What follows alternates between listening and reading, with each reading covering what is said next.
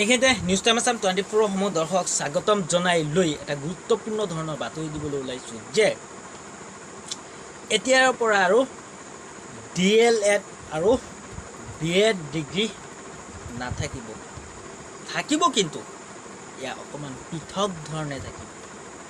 এতিয়া যেনেকৈ ধৰণে আছে তেনেকৈ ধৰণে নাথাকিব।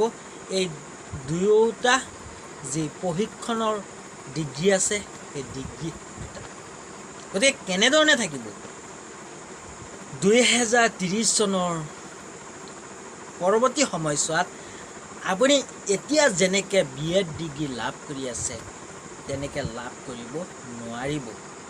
এয়া নতুন শিক্ষানীতিৰ ঘোষণা হয়। আৰু লগতে যি DLED ডিগ্ৰী আছে সেই DLED ডিগ্ৰীটো 2 বছৰৰ পৰৱৰ্তী সময়ত আপুনি এতিয়া যেনেকৈ লাভ কৰিছে বা কৰিব পাৰে কোৰ্চটো, কিন্তু ঠিক তেনেধৰণে কৰিব নোৱাৰিব 2 বছৰৰ পিছত। গতিকে থাকিব কেনেকৈ, ই এক বৃহৎ প্ৰশ্ন হিচাপে থিয় দিছে বৰ্তমান সময়ত। আৰু নতুন শিক্ষানীতিয়ে এই যি এক ঘোষণা, এই ঘোষণাটো আগবঢ়ায়। গতিকে এতিয়া আছে 2 বছৰীয়া পাঠ্যক্ৰম, BEdৰ ক্ষেত্ৰতো প্ৰযোজ্য আৰু লগতে DLEDৰ ক্ষেত্ৰতো প্ৰযোজ্য 2 বছৰীয়া পাঠ্যক্ৰমৰ এই প্ৰশিক্ষণপ্ৰাপ্ত যি এটা ডিগ্ৰী। গতিকে এই ডিগ্ৰীটো খুবেই প্ৰয়োজন শিক্ষকতা বৃত্তিৰ কাৰণে। যিসকলে শিক্ষক হ'ব খোজে সেইসকলৰ কাৰণে এই দুটা ডিগ্ৰী খুবেই প্ৰয়োজন। এটা ডিগ্ৰী প্ৰাথমিক শিক্ষাৰ কাৰণে প্ৰযোজ্য, আন এটা মাধ্যমিক শিক্ষাৰ কাৰণে খুবেই প্ৰয়োজনীয়। গতিকে থাকিব কেনেকৈ, থাকিব এনেধৰণেই যে যি আপুনি যেনেধৰণে গ্ৰেজুৱেশ্যন লাভ কৰি আছে, BA, BSc, BCom, গতিকে তাৰ লগত সাঙুৰ খাই থাকিব এই যি দুটা ডিগ্ৰী, এই দুটা ডিগ্ৰী।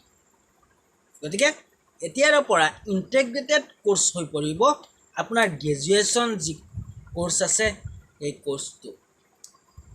অৰ্থাৎ আপোনাৰ যি BA, BSc, BCom কোৰ্চ আছে সেই কোৰ্চটো ইয়াৰ পূৰ্বতে বা এতিয়া যি 3 বছৰীয়া পাঠ্যক্ৰমৰ 1+1+1 3 বছৰীয়া পাঠ্যক্ৰমৰ আছিলে, কিন্তু এতিয়া আৰু নহ'ব। অৰ্থাৎ 2030 চনৰ পূৰ্বে তেনেকৈ নাথাকিব। নতুন শিক্ষানীতিৰ আধাৰত থাকিব কেনেকৈ, থাকিব ইণ্টিগ্ৰেটেড কোৰ্চ হিচাপে 4 বছৰীয়া কোৰ্চ ডিউৰেশ্যন থাকিব 4 বছৰ, আৰু আপুনি 4 বছৰত লাভ কৰিব গ্ৰেজুৱেশ্যন ডিগ্ৰী লগতে আপোনাৰ এই প্ৰশিক্ষণৰ শিক্ষক প্ৰশিক্ষণৰ যি ডিগ্ৰী আছে এই ডিগ্ৰীটো।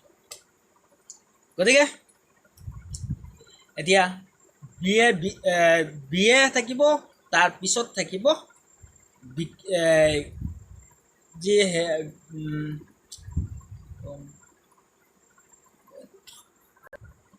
থাকিব এনেধৰণে BA, BEd আৰু BSc, BEd আৰু BCom, BEd এনেধৰণে থাকিব ইণ্টিগ্ৰেটেড কোৰ্চ হিচাপে 4 বছৰীয়া।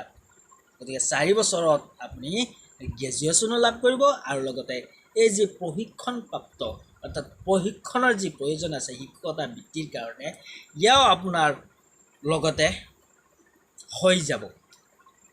গতিকে এই মুহূৰ্তত সেই যিবিলাক বিস্তৃত খবৰ আছে এই বিস্তৃত খবৰে এক বিৱৰণ আপোনালোকক জনাব বিচাৰিছোঁ যে ৰাজ্যৰ শিক্ষাখণ্ডক লৈ অতি গুৰুত্বপূৰ্ণ খবৰ। গতিকে জনাই আছোঁ যে ৰাজ্যৰ শিক্ষাখণ্ডক লৈ আহি পৰিছে এক অতি গুৰুত্বপূৰ্ণ ধৰণৰ খবৰ। তো সেই খবৰনো কি আছিল গুৰুত্বপূৰ্ণ খবৰ, আমাৰ জানিবলৈ বৰ মন গৈছে। ৰ'ব জনাইছোঁ, এটা এটাকৈ জনাই গৈ থাকিম। যদিহে আপুনি শিক্ষাৰ্থী তথা আপুনি শিক্ষাৰ লগত জড়িত থকা ব্যক্তি, তেন্তে আপোনাৰ কাৰণে এই প্ৰতিবেদনটো হ'ব অতিকে গুৰুত্বপূৰ্ণ। 2030 চনৰ পাছত অচল হৈ পৰিব বৰ্তমানৰ BEd ডিগ্ৰী। গতিকে আচৰিত নাখাব, এয়াই সত্য হয়। 2030 চনৰ পাছত পৰৱৰ্তী সময়ছোৱাত অচল বিকল হৈ পৰিব বৰ্তমানৰ যি BEd ডিগ্ৰী আছে, অৰ্থাৎ বেচিলৰ অফ এডুকেশ্যন যি ডিগ্ৰী আছে শিক্ষক প্ৰশিক্ষণৰ যি ডিগ্ৰী আছে সেয়া বাতিল হৈ পৰিব 2030 চনৰ পৰৱৰ্তী সময়ছোৱাত। নতুন শিক্ষানীতিৰ আধাৰত বৰ্তমানৰ BEd ডিগ্ৰীসমূহ অচল হৈ পৰিব।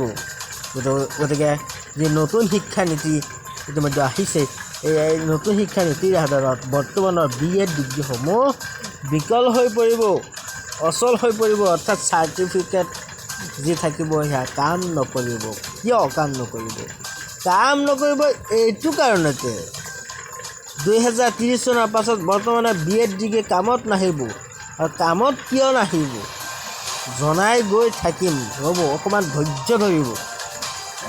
তো আপুনি যদিহে শিক্ষাৰ্থী, আপুনি যদিহে এগৰাকী BEd ডিগ্ৰীধাৰী, তেন্তে আপোনাৰ কাৰণে বৰ গুৰুত্বপূৰ্ণ হয় এই বাৰ্তাটো। তাৰ ঠাইত ইণ্টিগ্ৰেটেড BEd ডিগ্ৰীৰ প্ৰয়োজন হ'ব। এতিয়া জানিলে নহয়, BEd ডিগ্ৰী উঠাই দিয়া হ'ব 2030 চনৰ পাছত, আৰু তাৰ ঠাইত থাকিব ইণ্টিগ্ৰেটেড BEd ডিগ্ৰী।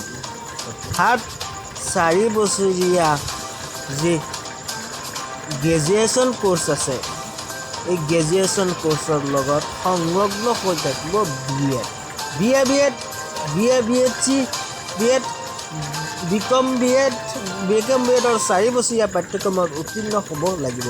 আৰু তেতিয়াহে আপুনি একোখনকৈ গ্ৰেজুৱেশ্যন চাৰ্টিফিকেট লাভ কৰিব।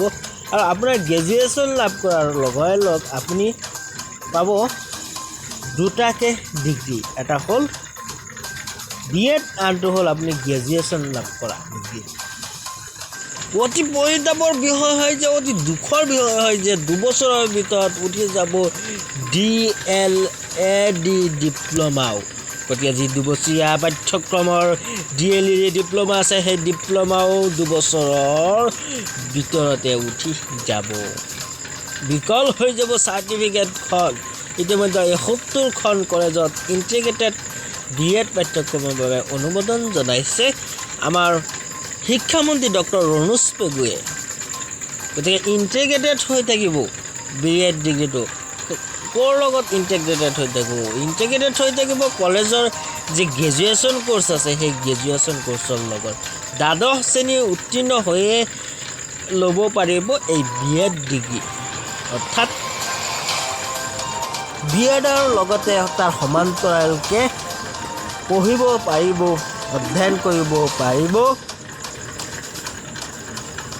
গ্ৰেজুৱেশ্যন পাঠ্যক্ৰমো। বিধানসভাত ডক্টৰ ৰণোজ পেগুৱে ঘোষণা কৰিছে এই কথা। শিক্ষামন্ত্ৰী ডক্টৰ ৰণোজ পেগুৰ হয় এই ঘোষণা। ৰাজ্যৰ 68% শিক্ষকেৰে নাই BEd ডিগ্ৰী। গতিকে BEd ডিগ্ৰীধাৰী নহয় কিমান শতাংশ, কিমান পাৰ্চেণ্ট? 68% শিক্ষকৰ নাই BEd ডিগ্ৰী। মাধ্যমিক পৰ্যায়ৰ 38% শিক্ষকহে প্ৰশিক্ষিত হৈ আছে। গতিকে মাধ্যমিক পৰ্যায়ৰ 38% শিক্ষকহে প্ৰশিক্ষিত। ৰাজ্যৰ শিক্ষাখণ্ডক লৈ অতি গুৰুত্বপূৰ্ণ খবৰ। গতিকে সেই যি খবৰ আছে, গুৰুত্বপূৰ্ণ খবৰ, সেই খবৰ আপোনালোকক জনাই গৈ আছোঁ যে বিকল হৈ পৰিব যি BEd ডিগ্ৰী আছে। 2030 চনৰ পাছত BEd ডিগ্ৰী বিকল হৈ পৰিব। আপোনাৰ যদি এতিয়া BEd ডিগ্ৰী আছে, সেয়া বিকল হৈ পৰিব। গতিকে অতিকে চিন্তনীয় এক বাৰ্তা হয় আৰু এক দুখজনক বাৰ্তা হয়। কাৰ কাৰণে হয় দুখজনক বাৰ্তা? হয় যে যিসকলে নেকি BEd DLED উত্তীৰ্ণ হোৱা একোগৰাকী প্ৰাৰ্থী, গতিকে সেইসকলৰ কাৰণে অতি দুখৰ, অতি পৰিতাপৰ বিষয় হয় যে আপুনি যদি BEd ডিগ্ৰীধাৰী, তেন্তে 2030 চনৰ পৰৱৰ্তী সময়ছোৱাত আপোনাৰ চাৰ্টিফিকেটখন বিকল হৈ যাব। কিয়নো ইণ্টিগ্ৰেটেড ক'ৰ্ছ যি আছে, 4 বছৰীয়া পাঠ্যক্ৰম গ্ৰেজুৱেশ্যনৰ লগতে BEd, তাকহে অগ্ৰাধিকাৰ দিয়া হ'ব পৰৱৰ্তী সময়ছোৱাৰে পৰা। ঠিক সেইদৰে 2 বছৰৰ ভিতৰতে বিকল হৈ পৰিব, অচল হৈ পৰিব DLED যি 2 বছৰীয়া পাঠ্যক্ৰমৰ শিক্ষা আছে, সেই শিক্ষাও। আৰু অসমৰ 71খন বিদ্যালয়ত থাকিব এতিয়াৰে পঢ়া integrated BEd course BA BSc BEd BCom BEd এই 4 বছৰীয়া পাঠ্যক্ৰম থাকিব।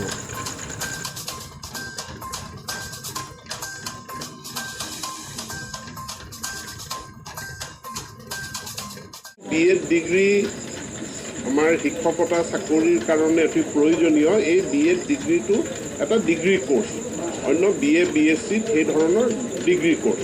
কিন্তু আমাৰ যিটো নতুন শিক্ষানীতি আহিছে আৰু নেশ্যনেল কাউন্সিল অফ টিচাৰ এডুকেশ্যনে যি গাইডলাইন দিছে যে ভৱিষ্যতৰ কাৰণে BEd ডিগ্ৰীটো ইণ্টিগ্ৰেটেড BEd ডিগ্ৰী হ'ব লাগিব, অৰ্থাৎ 4 বছৰীয়া সেইটো BA BEd বা BCom BEd বা BSc BEd এই ধৰণৰ হ'ব লাগিব শিক্ষকতা চাকৰিৰ কাৰণে। এতেকে ইণ্টিগ্ৰেটেড BEd কোৰ্চ আমি আমাৰ মহাবিদ্যালয়সমূহত আৰম্ভ কৰাৰ পৰিকল্পনা ইতিমধ্যে হাতত লৈছে। তেওঁলোকে দ্বাদশ শ্ৰেণী পাছ কৰিয়ে ইণ্টিগ্ৰেটেড BEdত তেওঁলোকে এডমিশ্যন ল'ব পাৰিব।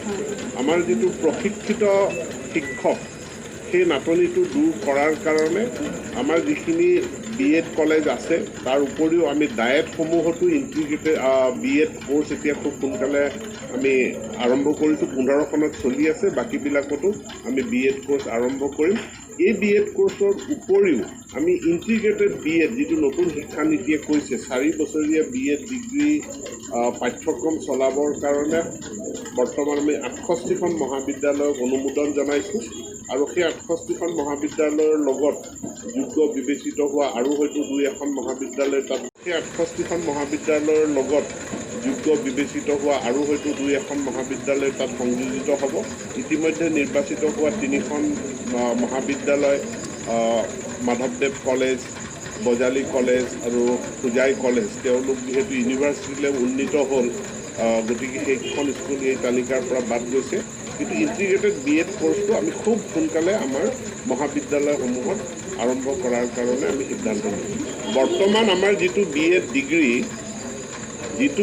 ডিগ্ৰী আমাৰ শিক্ষকতা চাকৰিৰ কাৰণে অতি প্ৰয়োজনীয়। এই BEd ডিগ্ৰীটো এটা ডিগ্ৰী কোৰ্চ, অন্য BA BSc সেই ধৰণৰ ডিগ্ৰী কোৰ্চ। কিন্তু আমাৰ যিটো নতুন শিক্ষানীতি আহিছে আৰু নেশ্যনেল কাউন্সিল অফ টিচাৰ এডুকেশ্যনে যি গাইডলাইন দিছে যে ভৱিষ্যতৰ কাৰণে BEd ডিগ্ৰীটো ইণ্টিগ্ৰেটেড BEd ডিগ্ৰী হ'ব লাগিব, অৰ্থাৎ 4 বছৰীয়া সেইটো BA BEd বা BCom BEd বা BSc BEd এই ধৰণৰ হ'ব লাগিব শিক্ষকতা চাকৰিৰ কাৰণে। এতেকে ইণ্টিগ্ৰেটেড BEd কোৰ্চ আমি আমাৰ মহাবিদ্যালয়সমূহত আৰম্ভ কৰাৰ পৰিকল্পনা ইতিমধ্যে হাতত লৈছে। তেওঁলোকে দ্বাদশ শ্ৰেণী পাছ কৰিয়ে ইণ্টিগ্ৰেটেড BEdত তেওঁলোকে এডমিশ্যন ল'ব পাৰিব। আমাৰ যিটো প্ৰশিক্ষিত শিক্ষক সেই নাটনিটো দূৰ কৰাৰ কাৰণে আমাৰ যিখিনি BEd কলেজ আছে তাৰ উপৰিও আমি ডায়েটসমূহতো ইণ্টিগ্ৰেটেড BEd কোৰ্চ এতিয়া খুব সোনকালে